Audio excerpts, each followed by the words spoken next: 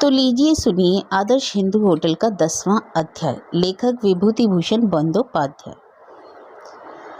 तीसरे पहर आराम करके हजारी जाने के लिए तैयार हुआ। वह एक बार फिर बहू से मिलना चाहता था।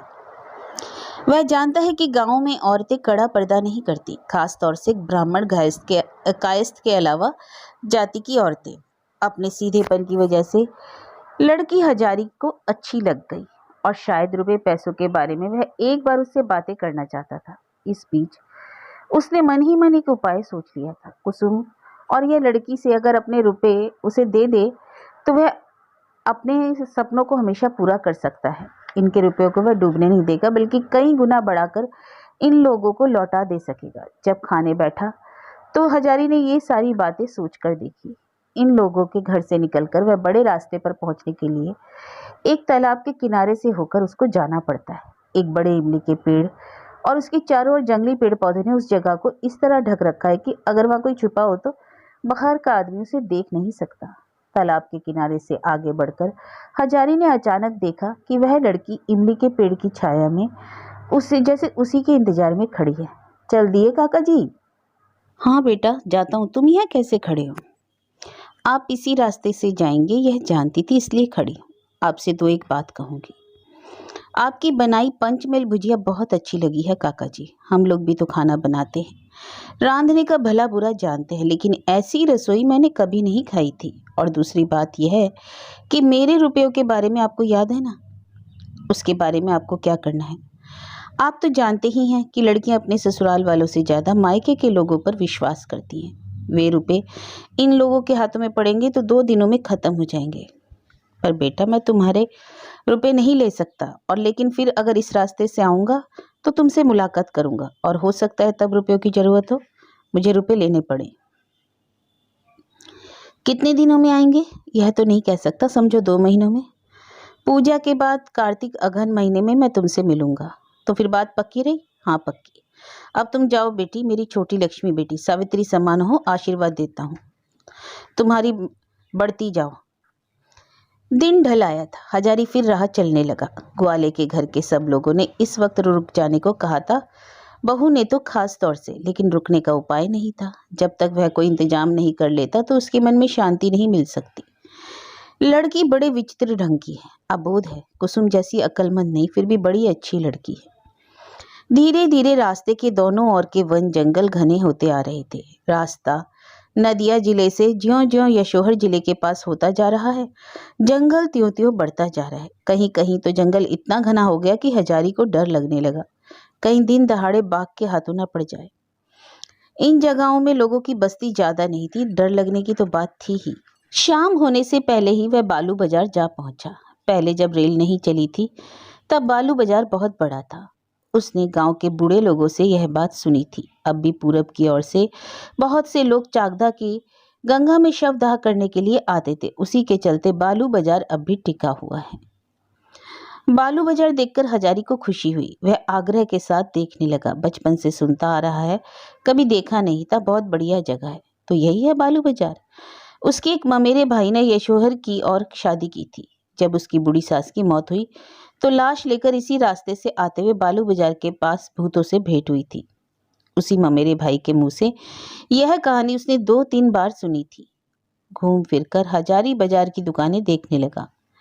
कुल 9 दुकानें थी। उन्हीं में से चावल दाल की, मोदी की दुकानें, कपड़े की दुकान और सब कुछ था। उसने एक दुकानदार से कहा, थोड़ा तंबाकू पिला सकते हैं भाई साहब? आप? ब्राह्मण। प्रणाम करता हूँ देवता, आइए, कहाँ जाना है? बैठिए। अरे ब्राह्मणों वाले हुक्के का पानी बदल लाओ। दुकान किस चीज की है हजारी समझ नहीं सका। एक और राब के कनस्तर एक पर एक छप्पर तक सजे हुए थे, दूसरी ओर बड़े बड़े बोरे थे। दुकानदार बूढ़ा था, उम्र 65 के 70 के बीच होगी, इकहरा रोगी चेहरा, गले में माला। लीजिए ठाकुर जी, तंबाकू पीजिए। कहाँ जाना होगा? जा रहा हूँ काम की तलाश में। राना घाट में बेचू चक्रवर्ती के होटल में 7 बरस तक रसोईदारी कर चुका हूँ, शायद आपने नाम सुना हो। अच्छा खाना बनाने के लिए मेरी शोहरत है, लेकिन मेरी नौकरी छूट गई। अभी सौर जा रहा हूँ, अगर कहीं कुछ ठिकाना लग जाए। दुकानदार ने ज्यादा आदर के साथ हजारी को देखा। निहायत देहाती, ठाकुर पुजारी ब्राह्मण नहीं। राना घाट जैसे शहर बाजार के बड़े होटल में 7-8 बरसों तक तारीफ के साथ रसोइये का काम कर चुका है, कितना देखा सुना है, कितने बड़े बड़े लोगों के साथ मिल चुका है। नहीं, इस आदमी को जैसा समझा था वैसा ये नहीं है। हजारी ने कहा, रात होती आ रही है, टिकने का क्या कोई प्रबंध हो सकता है, बता सकते हैं?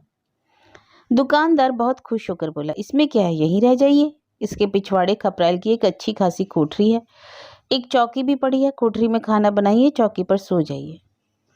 बात ही बात में हजारी ने पूछा, अच्छा यहाँ दिन भर में कितने गंगा यात्री आते जाते हैं?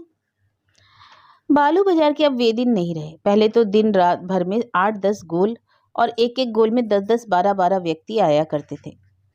अब किसी दिन कोई आता ही नहीं, किसी दिन 3 गोल, बहुत हुआ तो 4 गोल। पहले लोगों के पास पैसे थे, मुर्दे को गंगा जी ले आते थे।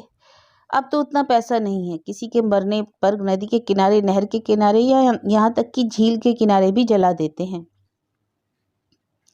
हजारी सोच रहा था कि बालू बाजार में एक छोटा मोटा होटल चल सकता है या नहीं। 3 गोल गंगा यात्रियों में अगर 30 आदमी हों और वे 30 खाएं तो 30 ग्राहक हुए। अगर 30 ग्राहक खाएं तो खर्चा वर्चा काट कर महीने में 50-60 रुपये बच सकते हैं। 30 आदमियों की जगह 20 हो या 15 या 10 भी हो तो रोज पराई नौकरी से तो अच्छा है। दूसरे की नौकरी करके पाता है 7 रुपया महीना, दिन रात डांट फटकार अपमान, हमेशा डरा घबराया रहना।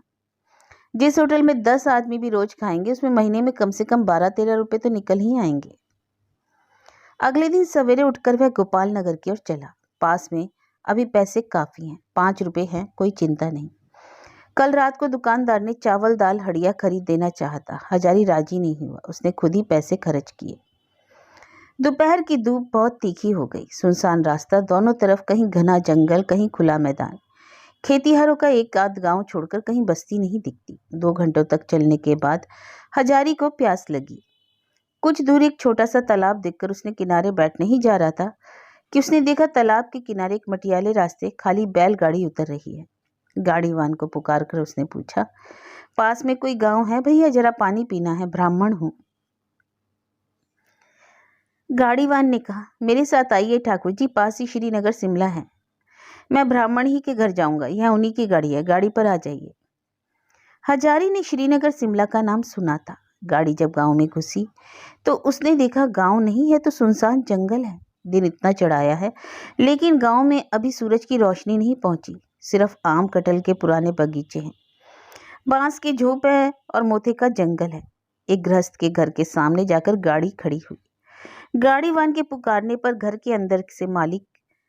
के मालिक आए। मलेरिया से जर्जर चेहरा, माथे के केश लगभग उड़ गए। उम्र 30 भी हो सकती है, 50 भी। बाहर आकर हजारी को देखते ही उन्होंने गाड़ीवान से पूछा, साथ में कौन है रे? गाड़ीवान ने कहा, मालिक ये पक्के रास्ते के मोदी के तालाब के किनारे बैठे थे, इन्होंने कहा जरा पानी पीऊंगा, तो मैंने कहा चलिए मेरे साथ, मेरे मालिक ब्राह्मण है, वहीं पानी पीजिएगा, इसी से साथ ले आया। घर के मालिक ने आगे बढ़कर हजारी को नमस्कार किया, फिर कहा, आइए आइए बैठिए, आराम कीजिए, सुनो चंडी मंडप में चौकी बिछा दो। आइए, इन सब देहाती इलाकों में मेहमान नवाजी में कोई कसर नहीं छोड़ता। आधा घंटा बाद हजारी हाथ पांव धोकर तुरंत के तोड़े कच्चे डाब का पानी पीकर सुस्ताकर थोड़ा ठंडा होकर खुशी खुशी तंबाकू पी रहा था। घर के मालिक का नाम है बिहारी लाल बाड़ूजे। जिंदगी में कभी नौकरी नहीं की, धान की काफी खेती है, गायें हैं, तालाब में मछलियां हैं, आम कटहल के बगीचे हैं। बातचीत के सिलसिले में ये सारी बातें हजारी ने घर के मालिक से ही सुनी थी। बिहारी बाड़ूजे कह रहे थे, श्रीनगर शिमला खासा बड़ा गांव है, कृष्णनगर के राजाओं के पुरखों की राजधानी था। जंगल में राजाओं के गढ़ की खाई है, पुरानी ईंटों का चुनाव है, शाम को आपको दिखलाऊंगा। नहीं नहीं, आज आप कहाँ जाएंगे? यह नहीं होगा, 2 दिन ठहरिए। आपके माता पिता के आशीर्वाद से हमारे पास सब कुछ है, दुख बस इतना है कि इंसान का मुंह देखने को नहीं मिलता। बचपन में ही देखा था कि गांव में 20-30 ब्राह्मणों की बस्ती थी, अब तो सिर्फ 7 घर रह गए हैं, उनमें भी 2 घर 12 महीने बाहर ही रहते हैं। आपने अपना घर कहाँ बताया? जी, एंडोशाला, गानापुर उतरकर जाना होता है। तब तो आप हमारे ही यहाँ के आदमी हैं, आइए ना हमारे गांव में, जगह देता हूँ, जमीन देता हूँ, धान की खेती कीजिए, पाट की खेती कीजिए, यहीं रहिए, कम से कम एक घर तो बड़े गांव में, आइए ना। हजारी सिहर उठा, सर्वनाश, किस्मत में यही बाकी रह गया कि वह इस घने जंगल में रहने के लिए आएगा। शहर में रहने से शहर का शोरगुल, काम की भीड़ में फंसी जिंदगी उसे पसंद आ गई है। इस बुढ़ापे में उसे ऐसे जंगल में समाधि लेनी होगी। 46 साल की उसकी उम्र है, अभी दिन नहीं बीते। अभी भी काफी हौसला और ताकत है उसके मन और बदन में। इसके अलावा वह होटल का काम जानता है। अगर वह एक होटल खोल सका तो उसकी उम्र 10 बरस घट जाएगी। उसे नई जवानी मिल जाएगी। खेती बाड़ी का हाल वह क्या जानता है। यहाँ उसने होटल की बात नहीं कही। वह जानता है कि होटल वाला ब्राह्मण कहने से बहुत से लोग नफरत की निगाह से देखते हैं, खास तौर से इन देहातों में। श्रीनगर में हजारी का मन बिल्कुल ही नहीं टिक रहा था। इतने वन जंगलों के अंधेरे और सूनेपन में मानो उसका दम घुट रहा था। लिहाजा तीसरे पहर जब वह गांव से बाहर निकलकर राह चलने लगा तो उसके जी में जी आया। उसने सोचा, बाप रे, 20 बीघा जमीन मिलने पर भी वह इस गांव में नहीं आएगा। यह इंसान रहता है। आदमी आदम जात का मुंह देखने का ठिकाना नहीं, काम नहीं, धंधा नहीं, चुपचाप बैठे रहो और गोले के धान का भात खाओ। सर्वनाश। अरे जंगल कैसा है रे बाप। रास्ते के किनारे एक आदमी लकड़ी काट रहा था। हजारी ने उससे पूछा, सामने कौन बाजार है भैया। उस आदमी ने बिना कुछ कहे सुने हजारी की ओर एक बार देखा और उससे के बाद कहा, आप क्या शिमला से हैं? हाँ। आपके रिश्तेदार वगैरह हैं? आप लोग क्या करते हैं? आप लोग क्या हैं? ब्राह्मण। प्रणाम करता हूँ, कहाँ जाएंगे? हजारी जानता है कि गांव के इस तबके के लोग बेमतलब उससे हजार तरह के सवाल पूछकर परेशान कर देंगे। यही तो इनका स्वभाव है। पहले तो हजारी भी ऐसा ही था, लेकिन इतने दिनों तक रानाघाट शहर में रहकर उसने समझ लिया कि अनजान व्यक्ति से ऐसे सवाल नहीं पूछने चाहिए। पूछने से वे नाराज होंगे। हजारी ने उस आदमी से छुटकारा पाने के लिए संक्षेप में 2-1 बातों का जवाब देकर उससे फिर पूछा, आगे कौन सा बाजार पड़ेगा भैया? जी हाँ, जाइए, 2 कोस के बाद गोपाल नगर का बड़ा बाजार पड़ेगा। गोपाल नगर का नाम हजारी का खूब जाना हुआ है। गोपाल नगर इस इलाके का बड़ा गंज है, सभी उसका नाम जानते हैं। दोपहर का भोजन जरा ज्यादा हो गया था। रात को खाना जरूरी नहीं है, कहीं टिकने की जगह मिलनी चाहिए। लिहाजा हजारी का मन पूरी तरह से निश्चिंत था। इधर कई दिनों से जैसे वह नई जिंदगी बिता रहा है। सवेरे उठने की जल्दी नहीं, पद्दो मैरी का मुंह चमकाना नहीं, बेचू चक्रवर्ती के पास हिसाब देने जाना नहीं, 10 सेर कोयले की आंच में सवेरे से 1 बजे तक, फिर शाम से रात 12 बजे तक कलछुल चलाना नहीं। वह तो बच गया है जैसे। रास्ते के किनारे एक पेड़ के नीचे पका हुआ बेल देकर हजारी ने उसे उठा लिया। कल सवेरे खाने के काम आएगा। सब ठीक है, लेकिन हजारी को लगता है कि इस तरह की भटकने वाली जिंदगी उसके पसंद की जिंदगी नहीं है। बेकार घूमने फिरने से क्या होगा? नौकरी मिल जाए तो ठीक है, नहीं तो इस तरह की जिंदगी वह कितने दिनों तक बिता सकता है? 1 महीना भी नहीं।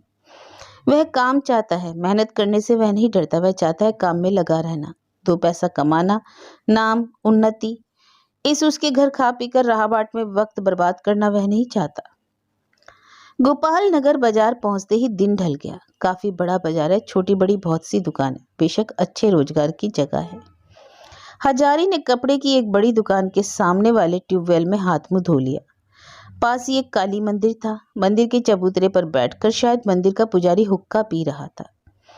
यह देखकर तंबाकू पीने की इच्छा उसकी हजारी की हुई तो वह पुजारी जी के पास खड़ा हुआ और बोला, जरा तंबाकू पिलवाइएगा। जी, आप कैसे लोग? ब्राह्मण। बैठिए, यह लीजिए। आप क्या मंदिर में माँ की पूजा करते हैं? जी हाँ। आप कहाँ से आ रहे हैं? मेरा घर गानापुर के नजदीक एंडोशाला में है। रसोइये का काम करता हूँ, नौकरी की तलाश में निकला हूँ। आप बता सकते हैं यहाँ कोई रसोइया रखेगा? कपड़े की उस बड़ी दुकान में एक बार पूछ कर देखिए। वे लोग बड़े आदमी हैं, रसोइया उनके यहाँ रहता है। बाबू के छोटे भाई की शादी है, हो सकता है इस वक्त उन्हें नए आदमी की जरूरत हो। जाति के तेली हैं, बाजार के सबसे बड़े व्यापारी, धनी आदमी। हजारी ने कपड़े की दुकान में जाकर देखा कि सांवले रंग का दोहरे चेहरे वाला एक व्यक्ति गद्दी पर बैठा है।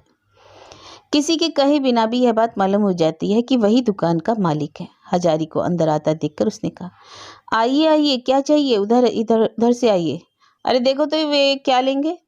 कहकर उस आदमी ने दुकान के दूसरे हिस्से की ओर इशारा किया, जहाँ कई आदमी काम धंधा और खरीद बिक्री कर रहे थे। हजारी ने कहा, बाबू मुझे आपसे ही काम है, मैं खाना पकाने का काम करता हूँ, ब्राह्मण हूँ। मैंने सुना है आप रसोइया रखेंगे, इसी से।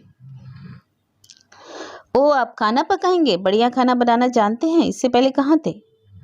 रानाघाट के होटल में था 7 बरस से। होटल में? होटल का काम और घर का काम एक जैसा नहीं होता। हमें खूब बढ़िया खाना चाहिए। आपसे हो सकेगा?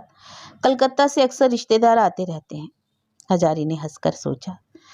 तुमने क्या खाना खाया होगा जिंदगी में? कपड़े की दुकान करके तो ही मरे जा रहे हो। वैसा खाना तो तुमने कभी आंखों से भी ना देखा होगा। हजारी ने कहा, बाबू ना हो तो एक दिन के लिए रखकर देख लीजिए। अगर खाना आपको पसंद ना आया तो यूं ही चला जाऊंगा। आपको कुछ भी देना ना पड़ेगा। दुकान का मालिक पक्का व्यवसायी था। आदमी पहचानता था। हजारी की बातों का ढंग देखकर वह समझ गया कि यह झूठ बात नहीं कर रहा है। उसने कहा, अच्छा आप हमारे घर जाइए। सामने वाले इस रास्ते से आगे जाकर बाईं तरफ एक बड़ा मकान दिखाई पड़ेगा। और नहीं तू जरा तो इनको घर पर शशधर के जिम्मे लगा। कहना आज से ये खाना बनाएंगे, ले जा।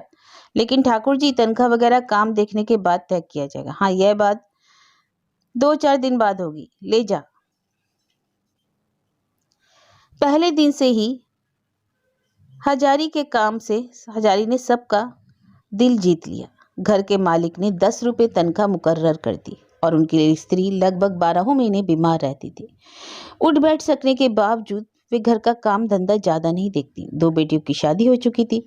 वे अपने ससुराल में रहती। 16-17 साल का एक लड़का स्कूल में पढ़ता था और 8 साल की एक लड़की भी थी। घर के सभी लोग अच्छे थे। एक बार नौकरी करके नौकरी के बारे में जो हजारी की खराब धारणा थी वह यहाँ आकर मिट गई। ये लोग जाति के तेली थे, इसलिए सभी ब्राह्मण का आदर करते थे, इज्जत देते थे। और अपने मधुर स्वभाव के चलते भी हजारी थोड़े ही दिनों में सबका प्रिय पात्र बन गया।